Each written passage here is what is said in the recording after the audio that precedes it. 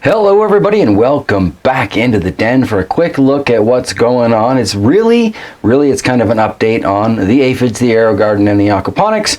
So I don't know if this is just like a part 2 video of last week or what, but yeah, Fuzzy is off house sitting at the moment, so I got an opportunity to come in, check how the plants in the den are doing. There's good news, there's bad news, it is how it goes. Let's just take a look together, shall we? We're going to start over here with the seed tray, where I think the best news that I have to report of everything today is that I seem to have separated the AeroGardens in time, and I see no evidence of aphids on this AeroGarden setup, so we still seem to be clean in the rest of the room, which kind of further backs my theory that those came in with those seed pods, right? And unfortunately that doesn't look good on AeroGarden, or I guess Miracle Grow or Bayer, depending on how far up the food chain you want to go for their company. However, here we have, out of the first batch of plants, we got a lot that never did really come up and do anything for me, but that's, you know, it's kind of how it goes with a lot of these seeds. We do have a couple of the chocolate reapers. This one here that was kind of so questionable, looks like it did develop some true leaves and is going to try and give life a go, so that's exciting. There are a lot of these MA faces that came up and are all doing fairly well, so hopefully that's a good pepper, because it looks like we're going to have good numbers. And then there are a couple of the Trinidad bean, and this is the other one that the seed head gave me such grief, but you look, we've got true leaves on there, so it's growing. It's going to do its thing. I'm going to leave them in here for probably another week or so, but I do want to get them out before they get too big, because I have had issues with just massive root entanglement, and I don't want to do that to this year's garden. Plus, I want to get started on the next batch of peppers to, make sure I've got a nice full garden going this year, right? So, yes, aphid free, still looking good with most of these plants. The two most questionable look like they're actually going to grow for us. This is all pretty good. Feels a little darker down here without that other AeroGarden throwing its light around, which is impressive considering it's only a 20-watt light, right?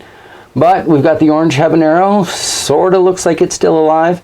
I think this thing definitely needs to be trimmed, fertilized, and it might just make it, but there are some definite dead branches on here.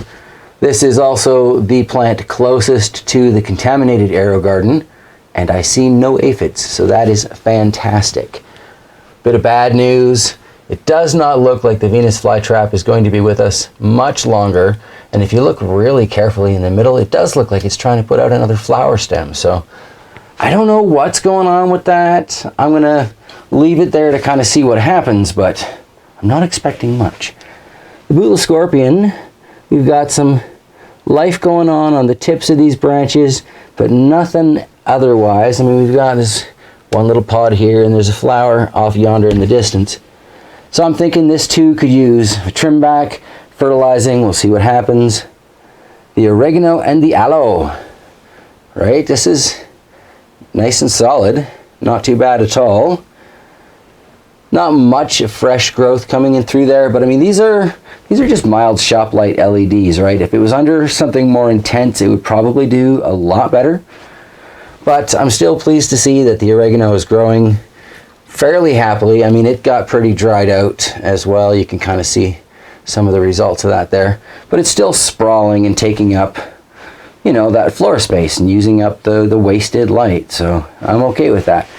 This Bad Brains pepper plant here looks really rough.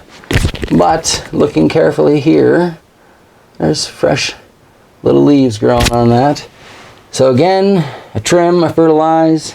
Hopefully we'll keep that puppy alive. Butler clamshell in the cloth planter is much like that Butler scorpion, mostly dead in the middle, but if we look way at the ends, still struggling to hang on. So hopefully I can keep that sucker going. It's only a few more months, guys, you know, then they can go outside and everything's good. It's Trinidad scorpion, Butch T Red. Well, we got life. I'm afraid to touch it, but there are little tiny flowers starting to form on there. So again, Might not be totally toast. Some fertilizer could go a long way. This monster bad brains with its accompanying oreganos.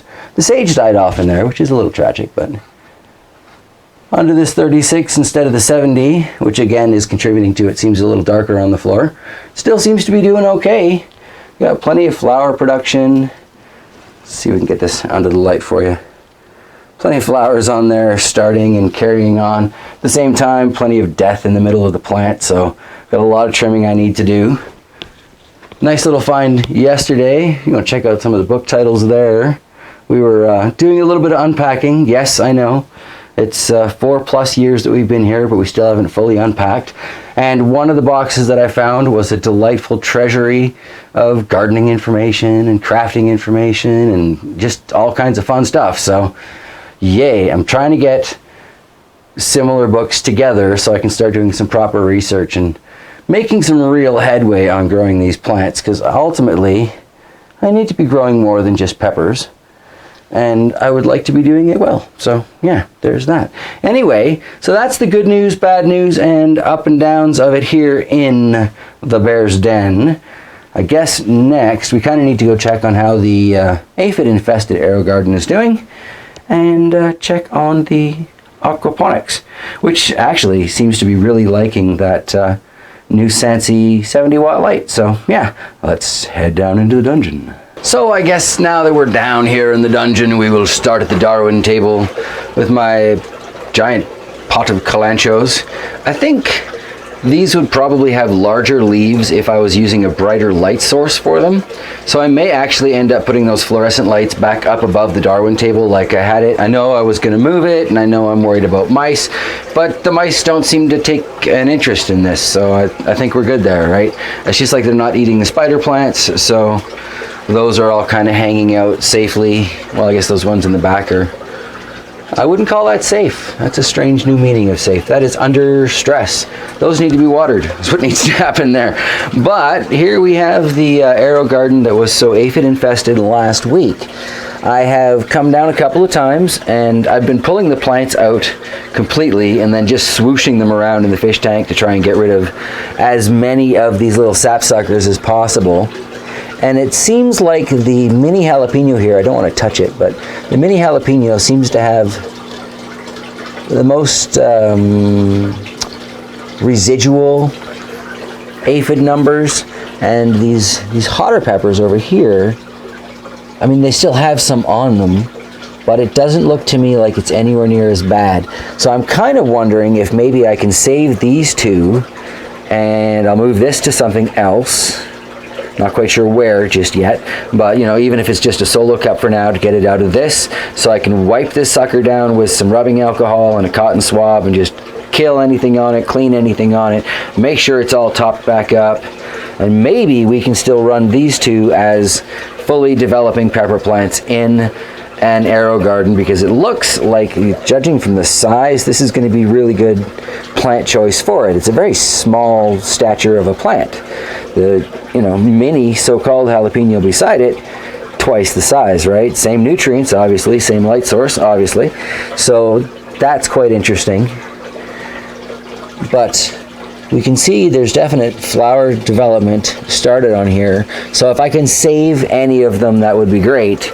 And if I can continue on with the project as it was intended, that would be even better, right? But I don't think it bodes well for that mini jalapeno. Anyway, the spider plants around this are, just as I suspected, pretty much aphid free. And if you do see aphids on spider plants, they're certainly easy enough to just, wipe clean. Wonderfully durable plants. Everybody who's trying to do indoor gardening should have spider plants. I have no idea if it actually works as a barrier, but if there's nowhere for them to easily transfer, it sure can't hurt, The logic seems fairly sound to me anyway. Then turning to take a look at the aquaponic garden, it's kind of different with that Sansi light over it. Doesn't spread quite to the end as well as I would like, but you know what? Look at that parsley. tell me that doesn't look like a nice, beautiful, green, happy parsley plant. I mean, I've still got some oregano struggles in here, but I've just recently changed how this is draining to hopefully help with that.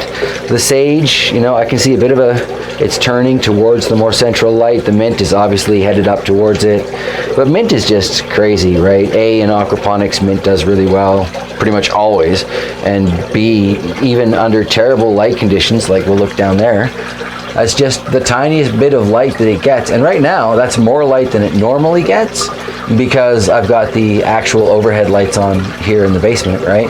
Same with that mouse melon there. It is doing incredibly well with the very minimal amount of light that it gets. So yeah, they're surprisingly durable plants, those ones. That's great to see. Looking at the sage, the little sage plants, which don't seem to be anywhere near as durable in my opinion. I topped this up today, so this is all moist on top. Doesn't normally get this wet.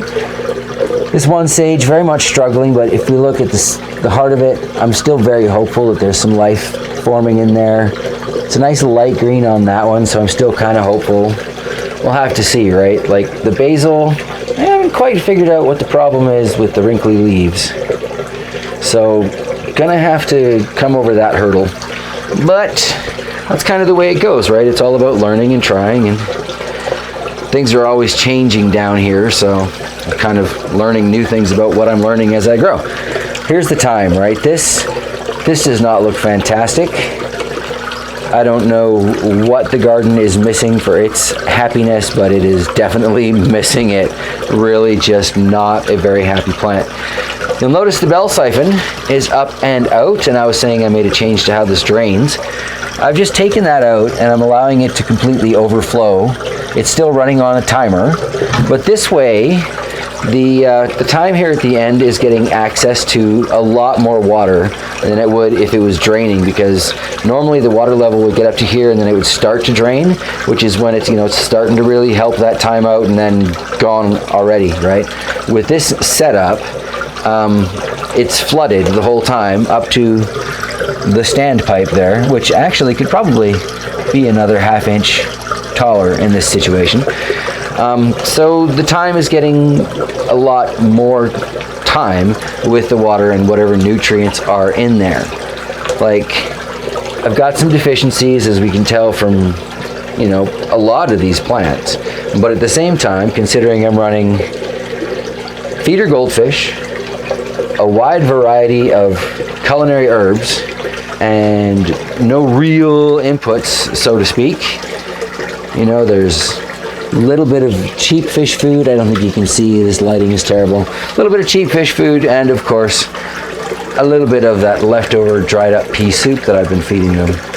So, they are looking healthier. You're just gonna have to take that on faith, because I don't feel like moving a light to just over the fish tank right now. Oh, what we got here at the back, we've got the lemon tree that somehow struggles and survives. This went out last year, came in, has transferred back into the basement much better than I expected. I mean, it looks really terrible, right? But when you consider what this plant has actually been through, I'm really proud of this lemon tree. It's sad but true. The coffee tree down there looking all right, but unfortunately in the bucket, the strawberries have kicked said bucket. They are no longer with us. And that is terrible, because I was trusted to keep those things safe, and Shocks did such a great job with them last year. And of course, I have turned into this strawberry killing machine. So I don't know what is up with that. But it's going to be time soon to get started on some tomatoes and a few other things that I will be able to transplant as we're getting ready for the garden season. Kind of strange. It's February, things are thawing. There's a super cool spell coming though, so we'll just see what comes of that. Interesting sort of brownish water on there. A little splashback perhaps from when I poured it into the bed. Yes, so yeah, that's how things are doing with the aquaponics, you know. Really, as a multi-herb garden, it seems to be doing fairly well. Some deficiencies, some struggles, but in my gardening situation, that's really, it's really nothing new. So, yeah, much love, everybody. I hope you are doing better with your winter gardening endeavors. And yeah, play safe, take care of yourselves, take care of each other, and I will see you next week.